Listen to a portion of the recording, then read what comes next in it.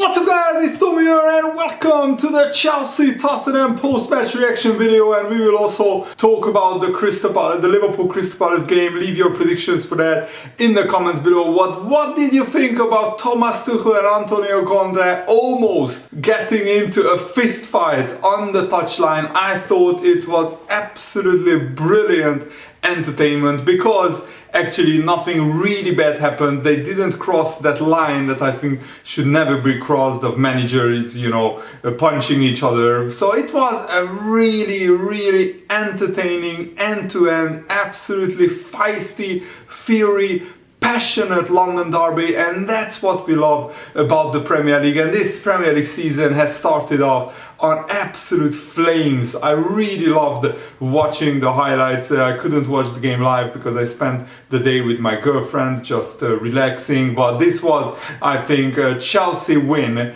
It should have been that, but the referees made some horrendous mistakes, and also Tottenham came back from twice from a goal down, both times against the run of play.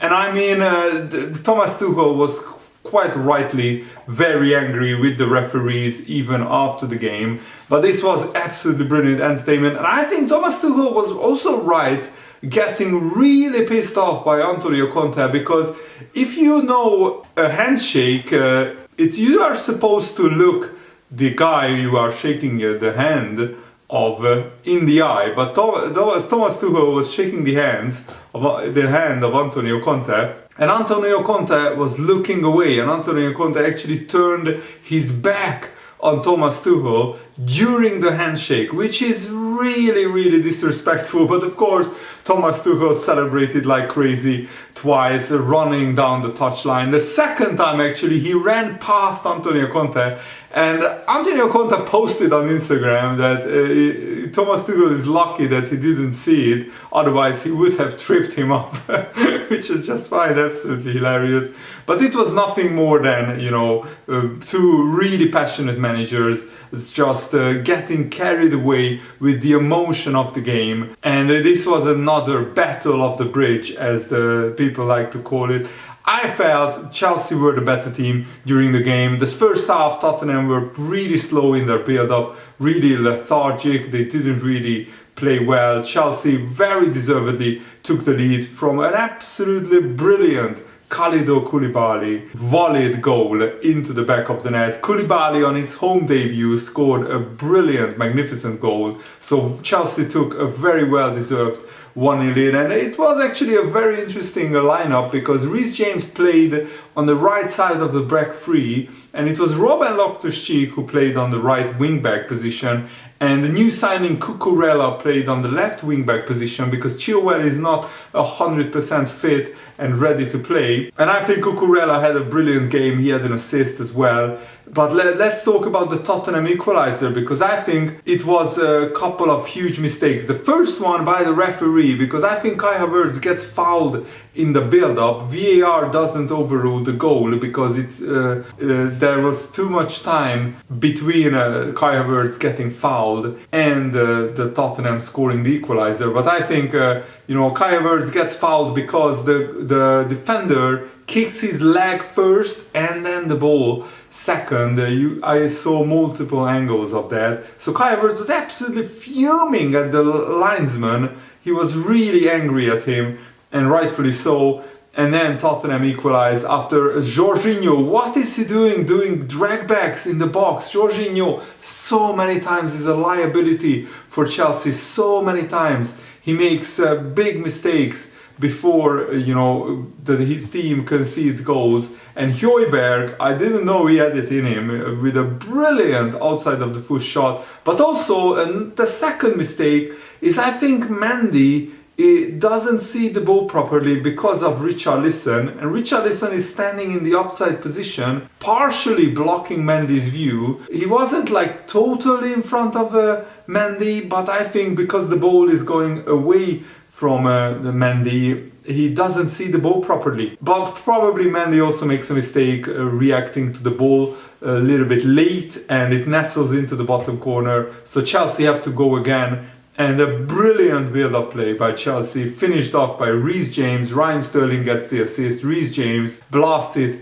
into the middle of the goal. Hugo Lloris commits himself to one side, but if he stands his ground, it would have been probably a goalkeeper save. But after Tottenham equalized, Antonio Conte goes and celebrates into Thomas Tuchel's face, which I thought was a little bit too much, a little bit out of line, and a little bit too controversial. But we love to see it. I will be honest, I don't want these managers to calm down, because you love to see these over-the-top celebrations, the passion, the fiery moments, and there was so much going on in the touchline. I mean, there were like 15, 20 people coming together. And then when Chelsea scored the second goal, it's their second goal through Reece James, as I said, Thomas Tuchel runs down the touchline, Mourinho style, past Antonio Conte, and I'm amazed that Conte didn't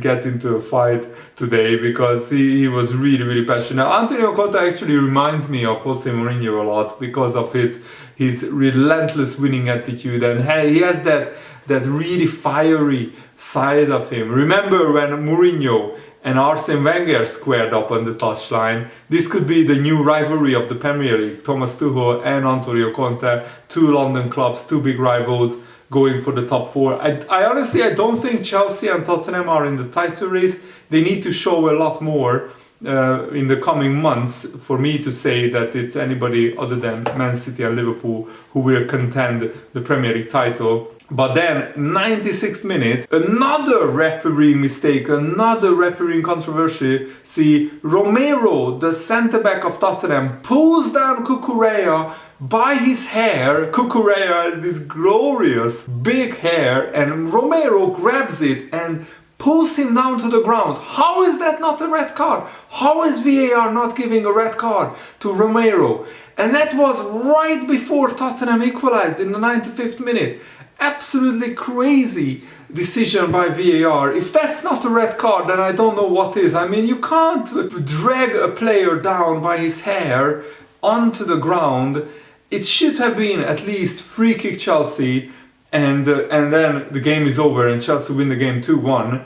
But then Harry Kane equalizes, and I think that was a big mistake by Chelsea. You can maybe say 96th minute, a little bit of lapse of concentration, but yeah, Chelsea left Harry Kane wide open, a free header, and he doesn't make a mistake, and he scores a brilliant header into the far corner. But also Tottenham made a big mistake marking wise for the first Chelsea goal, because Koulibaly peels off to the far post, and Tottenham are zonal marking in that instance, and I think they were the zonal marking for the whole game, and there were 4 Tottenham players at the front post, yet there was only 1 Chelsea player there, and there were 4 Chelsea players at the back post, but only like 1 or 2 Tottenham players, and nobody was marking Koulibaly, which was absolutely crazy to me, because Koulibaly is this huge big centre back, and yet there was nobody marking him. I understand that the coach or Antonio Conte or whoever sets up the zonal marking for Tottenham, they probably set out the zones, but if you are a big player, use common sense, use your intelligence, and recognize there are 4 Tottenham players at the near post, but there is only 1 Chelsea player. What are we doing? And you should reorganize your defense a little bit and mark zones where there are more Chelsea players than Tottenham players. That was really a big defensive error by Tottenham. But I think overall Conte can be happy with the point. And I mean, I'm just rewatching the handshake at the end. Antonio Conte shakes the hand of Thomas Tuchel, but then he's already going past him, turning his back to Conte, to Tuchel. So Conte was, I think, the more disrespectful in that instance, but Tuchel is no enjoy himself, and I just love these fiery Premier League encounters. Both Thomas Tuchel and Antonio Conte got a yellow card each after the first Tottenham goal, and then they got a red card each, straight red card after the game. So both Conte and Tuchel will miss the next Chelsea and Tottenham game. But what a game! What did you think about it? Let me know in the comments below. I would love to hear your opinion. And now let's turn our attention to the Liverpool Crystal Palace game. What a huge match coming up tonight. It's really important for Liverpool to get off to a flying start at home at Anfield. We need to win our first game. We have a pretty good record against Crystal Palace. We have won quite a lot of our recent games. Liverpool will be under pressure today because Crystal Palace are no mugs. They have shown a lot of improvement since Patrick Vieira took over. Last season we beat Crystal Palace 3-0 and before that 2-0 and 4-0. So we have won quite a lot of games against Crystal Palace. Our record is actually 18 wins in total and Crystal Palace have only won 5. And at Anfield we have 9 wins. Crystal Palace only has 2. So Liverpool must beat Crystal Palace, but we have a lot of injured players. The big question is who will start in midfield alongside Fabinho and Naby Keita. I think those two players are pretty much nailed on. Will it be Henderson or will it be Harvey Elliott? How much will Jurgen Klopp go with a very attacking lineup? I'm really not sure, but I really hope it's going to be Harvey Elliott and Naby Keita because I just want to see them in a midfield three and how they perform. And if it goes wrong, Jurgen Klopp can always change it. Now with 5 substitutions, we can be a lot more flexible with our tactics, a lot more flexible with giving a lot of players chances. But another big question is, will Darwin Núñez start up front? Will his goal and assist on his Premier League debut be enough to earn him a start?